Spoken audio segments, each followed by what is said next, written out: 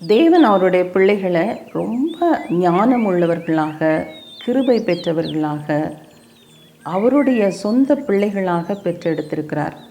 ஆனால் மனிதன் தன்னுடைய வாழ்க்கையை பாவத்திற்கு அடிமைப்படுத்தி, பயத்திற்கு அடிமைப்படுத்தி, உலகத்தில் இருக்கிற சிற்றின்பங்களுக்கு அடிமைப்படுத்தி இருக்கிறதுனால எதை பார்த்தாலும் பயம்.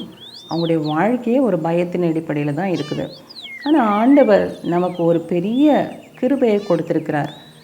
எவர்கள் தேவனுடைய ஆவியினாலே நடத்தப்படுகிறார்களோ அவர்கள் தேவனுடைய புத்திரராய் இருப்பார்கள்.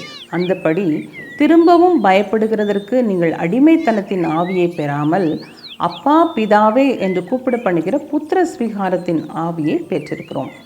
அந்தபடியே ஆவியானவர் நம்முடைய பலவீனங்களில் நமக்கு உதவி செய்கிறார்.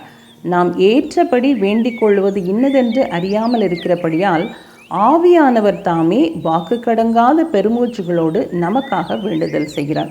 ஸோ நம்மளுடைய பிரச்சனை எதுவாக இருந்தாலும் அவரிடத்துல நம்ம ஜெபத்திலையும் விண்ணப்பத்திலையும் தெரியப்படுத்தும் பொழுது அந்த பயம் என்பது நமக்கு இருக்காது.